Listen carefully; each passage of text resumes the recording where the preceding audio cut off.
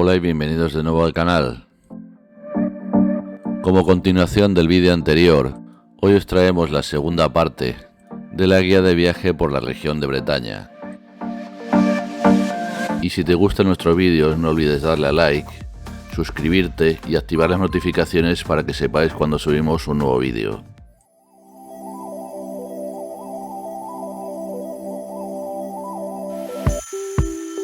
Al final del vídeo anterior, visitamos el Valle de los Santos y su increíble colección de esculturas aún en crecimiento. Ahora nos desplazamos un poco más al norte y llegamos a Grelescán, un pequeño pueblo de 1500 habitantes y que nació a mediados del siglo XI. Varias plazas ubicadas de manera sucesiva concentran la mayoría de construcciones del casco histórico, construidas en su mayoría con granito. Entre estas construcciones destaca la prisión, un edificio de forma cuadrada construido en 1640, el mercado donde también podéis encontrar la oficina de turismo y que antiguamente ejerció las funciones también de sala de justicia o escuela, o la iglesia de Saint-Hénénin, construida en 1499 y reconstruida en 1859 en estilo neogótico, y tras la cual encontramos un bonito jardín situado en los terrenos donde antiguamente entrenaban los ejércitos del señor feudal. Abandonamos el pequeño pero bonito pueblo de Grelescán y nos dirigimos al norte, a la costa. Llegamos en poco tiempo a orillas del Océano Atlántico, a una zona singular conocida como la Costa de Granito Rosa. A lo largo de varios kilómetros de costa, se puede disfrutar de un agradable paseo entre rocas de colores, con un hermoso color rosa cobre brillante.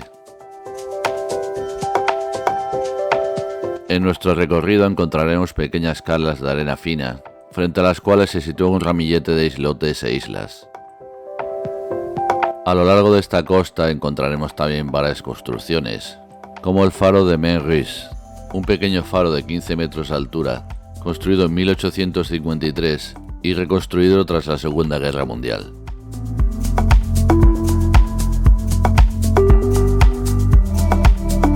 Después de pasear por la costa de Granito Rosa, continuamos viajando hacia el este y llegamos a Tréguier. Esta pequeña ciudad tiene su origen en el siglo VI, cuando el monje galés Tugdual echó aquí el ancla y fundó el monasterio que dio lugar a la ciudad. Su núcleo histórico se concentra alrededor de la plaza de Martré, desde la que parten calles como Guénin o Saint-Yves, en la que podemos admirar una bonita sucesión de casas con entramado de madera. En el centro encontramos la catedral, que con 63 metros de altura destaca sobre todo el conjunto histórico, y que fue construida entre los siglos XIV y XV, y construida en estilo gótico sobre un anterior templo románico.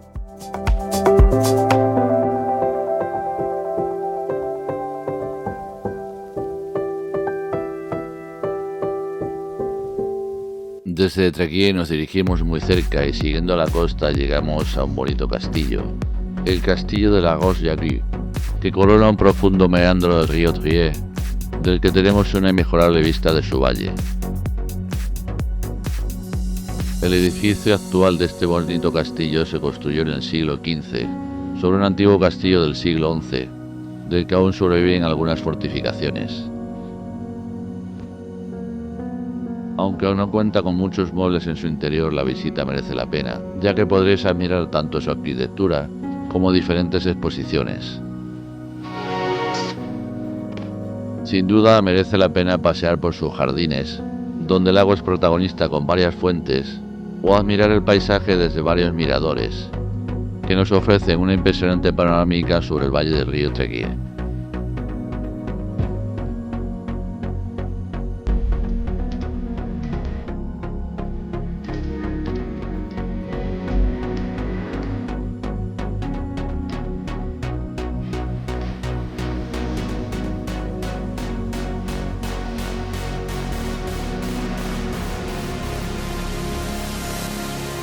Desde el castillo de la Roche-Jaru nos dirigimos muy cerca, a una distancia de 6 kilómetros, donde encontramos el bonito pueblo de Pontrier, un pequeño pueblo de unos 1200 habitantes, situada en el bonito valle del río Trier, y que es conocido como la Venecia del Trégor. La ciudad se desarrolló a lo largo de un puente que permitía el paso sobre el río Trier, dando a este puente y el río que atravesaba el nombre a la ciudad. En el casco histórico encontraremos bonitas casas de granito y preciosas casas con entramado de madera, dispuestas alrededor de dos plazas, aunque lo más llamativo de este pequeño pueblo es el río Trier y sus lavaderos. Encontraremos 50 lavaderos a lo largo del río, la mayoría de propiedad privada, y una forma singular de descubrirlas es con un barco eléctrico, tanto de día como de noche.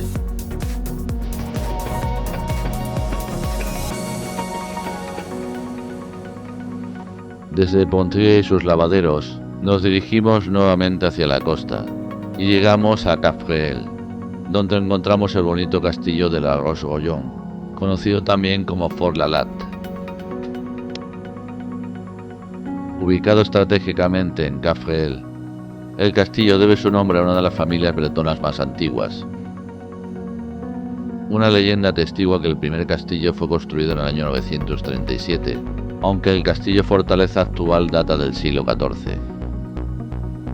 Durante el siglo XIX fue abandonado paulatinamente, hasta que fue declarado monumento histórico en 1925 y restaurado en 1931. Conocido inicialmente como Castillo de La Roche-Guyon, en mapas y planos de 1869 adopta el nombre de la aldea vecina, pasando a conocerse como Château Fort de Lalatte, aunque lo que no cambia en absoluto son las increíbles panorámicas que tendréis si subís a lo más alto de su torre.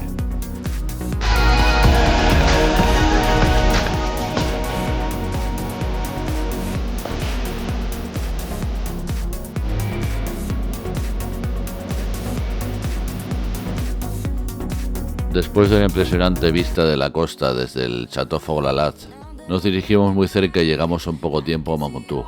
un pequeño pueblo de poco más de 1000 habitantes, y que está dentro de la lista de los pueblos más bonitos de Francia. Encaramado en lo alto de una colina y rodeada de murallas, este pequeño pueblo con un marcado carácter medieval bien merece estar dentro de la lista. Situado en la confluencia del río Front con el pequeño riachuelo de l'Étang, desempeñó un importante papel militar desde el siglo XII, y tras sufrir varios asedios y asaltos, se dedicó al comercio textil que exportaba a España y las Indias.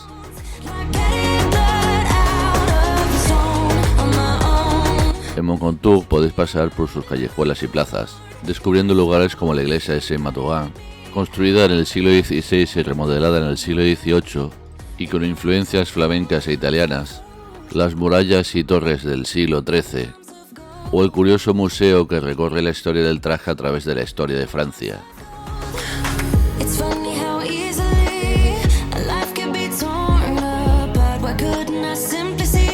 Abandonamos el bonito pueblo de Moncontour y en nuestro viaje llegamos a Dinant. Dinant, que actualmente tiene unos 15.000 habitantes, estuvo ocupado desde época prehistórica, aunque los primeros documentos la datan a partir del siglo XI. Cuenta con la muralla más larga de Bretaña, de casi 3 kilómetros de longitud, construida en el siglo XIII con 14 torres y 4 puertas. Esta muralla protegió un hermoso recinto medieval, donde encontramos el castillo, antigua residencia ducal construida en el siglo XIV, la torre del reloj, desde la que tendréis una impresionante panorámica de la ciudad, o la Basílica de Saint-Sauveur, con una mezcla de diferentes estilos arquitectónicos, pero sobre todo una hermosa colección de casas con entramado de madera, de las que hay 130, alineadas a lo largo de calles empedradas, como la famosa calle Yersual, sin duda la más pintoresca de Dinant, y que en un empinado recorrido conecta la ciudad medieval con el puerto.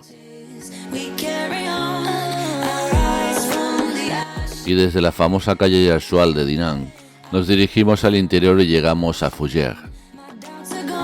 Fougères tiene unos 20.000 habitantes y su creación se remonta a la Edad Media, mencionándose su castillo a finales del siglo X.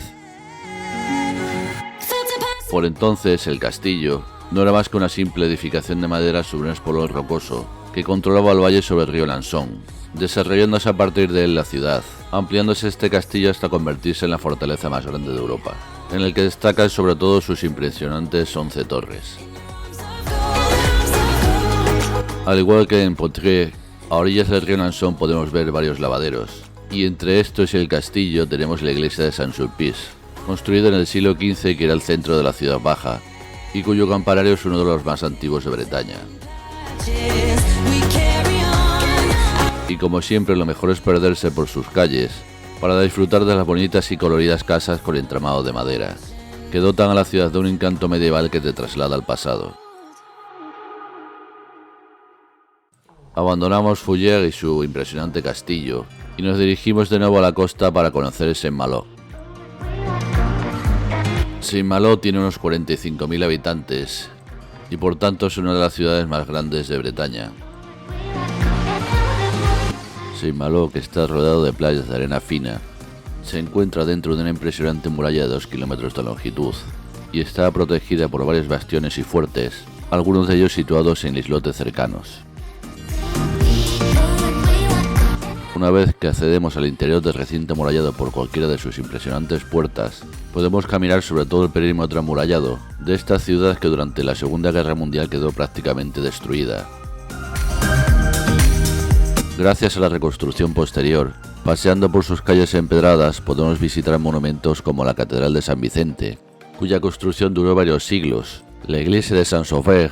o el impresionante castillo flanqueado por sus 4 torres, aunque como siempre recomendamos, es mejor perderse por sus calles y disfrutar de la belleza de su casco histórico.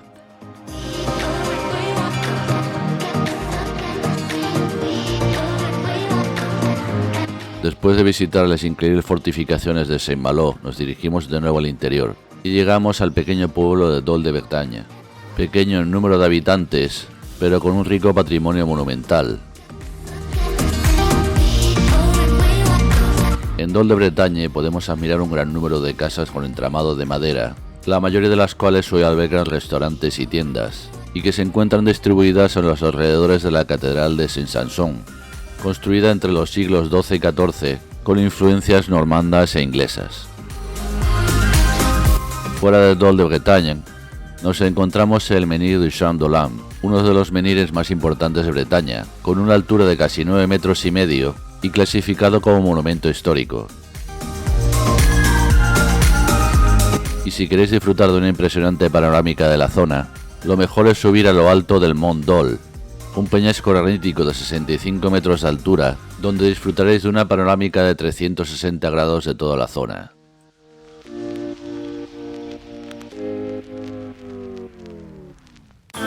Desde lo alto del Mont Dol, nos dirigimos de nuevo a la costa para visitar uno de los monumentos más emblemáticos de Francia, que no es otro que el famoso Mont Saint-Michel, que aunque no se encuentra en la región de Bretaña sino en la región de Normandía, aprovechamos que nos encontramos muy cerca para visitarlo.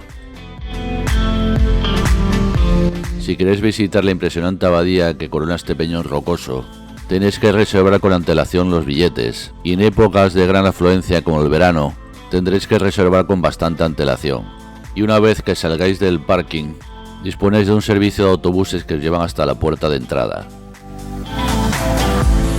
Mont Saint-Michel tiene una historia que abarca 13 siglos, que comienza en el año 708, cuando el arcángel Miguel se le aparece en un sueño a San Auberto y le pide que construya un santuario en su nombre.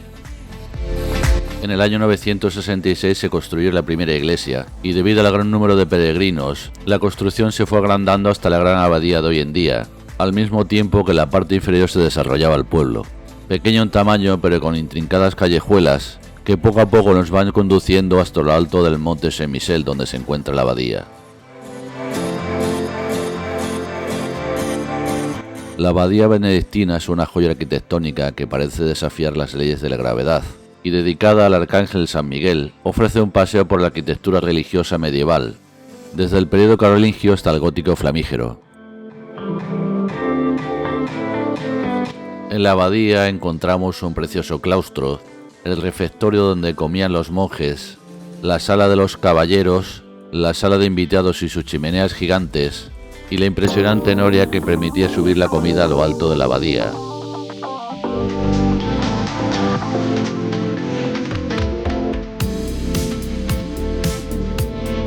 Sin lugar a dudas, una de las cosas que más disfrutaréis es la impresionante panorámica que ofrece desde lo alto este lugar famoso por sus mareas, y que es de obligada visita si os encontráis por esta zona. Después de esta incursión en tierras normandas para visitar el Mont Saint-Michel, nos dirigimos de nuevo al interior de Bretaña para visitar el pequeño pueblo de Bassús-y-le-Pégoust, que tiene aproximadamente unos 2.000 habitantes, aunque a principios del siglo XVI tenía más de 5.000 habitantes, estando su economía orientada al comercio y la agricultura, conservándose hoy en día huellas de esta prosperidad. En este pequeño pueblo podemos visitar la iglesia de Saint-Pierre-et-Saint-Paul, una iglesia muy singular ya que está formada por la unión de dos iglesias. En la plaza del ayuntamiento encontramos una imponente mansión, que es probable que fuera la residencia de los antiguos señores de Bassús. Y en las afueras encontramos el Château de la Bellue, en el que podemos disfrutar de unos encantadores jardines. Y de vuelta de nuevo al pueblo, podemos perdernos por sus calles para disfrutar de sus casas de granito y con entramados de madera. Abandonamos Bassús-y-le-Pégoust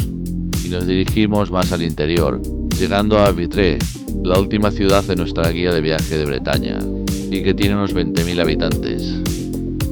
La historia de Vitré se remonta al Neolítico, viviendo su momento de apogeo entre los siglos XV y XVI, gracias al comercio de la tela de cáñamo, que exportaban tanto al resto de Europa como a Sudamérica.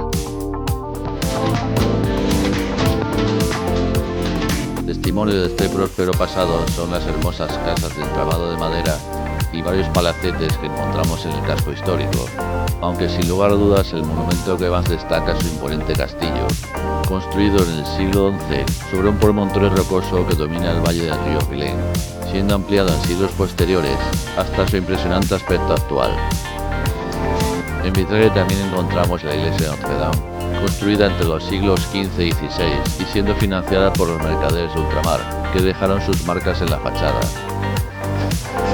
Y como siempre lo mejor es recorrer el casco histórico medieval, con preciosas y coloridas casas con entramado de madera, que son el mejor broche final para este viaje por Bretaña.